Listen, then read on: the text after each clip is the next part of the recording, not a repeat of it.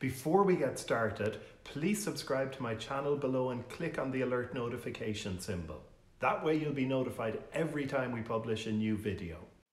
Hi, Ronan here again with 4 questions in, hopefully this time 5 minutes. Howard asks, how do I decide which project is right for me? Great question, Howard, and should be the foundation for anyone's research.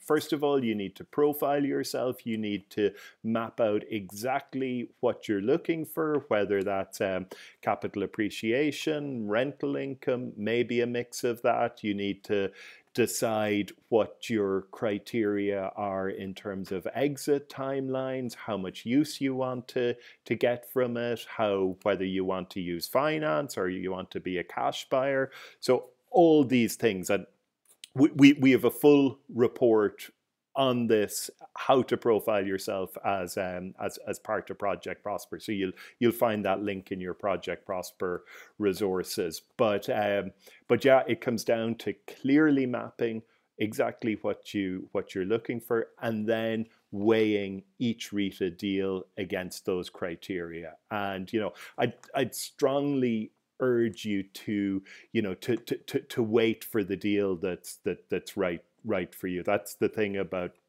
RETA. We have this strong and regular flow of really great deals. I would urge you not to jump on the first deal that gets you excited, but clearly map your criteria and move when the deal is right for you.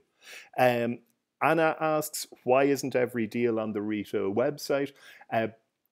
Anna, the way it works with our deals is that they typically open, and we have a limited amount of members only inventory at those special pricing and terms. So frequently deals are fully allocated within hours or days of the launch. So that's why there could be a deal that you will have read about in your RETA alerts maybe as recently as 2 weeks ago, and it's not on the website because it's not open. Now, what can sometimes happen is that fellow members either decide to upgrade to, say, penthouse units, or else they're just not in a position to close when push comes to shove. So sometimes there can be situations where availability comes back on the market, and then you'll see the deal reappearing on the website. So it's really important to keep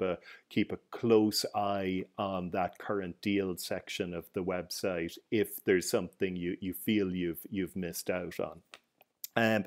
Fred says, on a similar note, Fred says, I have missed out on a couple of launches because I was traveling for my job and not able to call in or access my email at the designated time.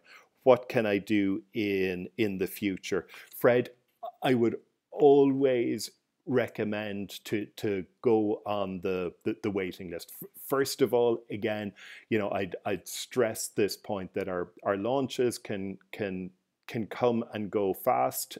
Never stress if the timing isn't right for you. If the time isn't right for you, the deal isn't right for you. But what you can do is, if you're unavailable those launch days, is you can contact the sales team through those same channels, and you can go on a wait list. And as I've mentioned before, very frequently RETA members upgrade. So very frequently RETA members upgrade to more premium units, creating availability in our RETA, in our regular inventory. So be patient. I know it can be difficult the way these launches happen so quickly. It's a function of what we bring to developers. We get these incredible deals because developers know that over the course of a weekend we'll absorb all that inventory. But jump on the wait list. More often than not, you'll get a great condo as a fellow member, either either upgrades, either upgrades or moves to another unit.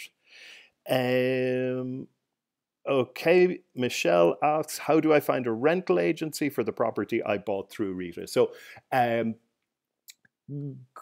good question, but maybe the most appropriate question is, how do I choose a rental agency? So everywhere where we've RETA deals, I make sure that there's a very strong infrastructure of vendors in the area. So when you come down to take possession of your property, you know, ask the concierge, ask the developer, ask your lawyer, make a short list of 4 or 5 rental managers, and there's always many ranging in size.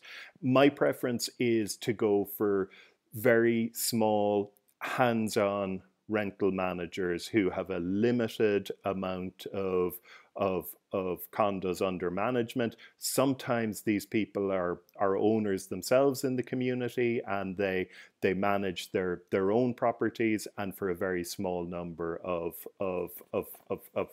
fellow residents. So look for track record, and look for where the incentives are.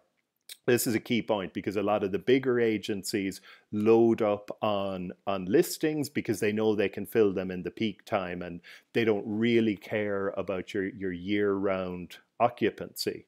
I much prefer to go with a smaller agency whose incentives are more aligned with mine, and I can kind of craft an arrangement with them so they do better depending on the higher occupancy.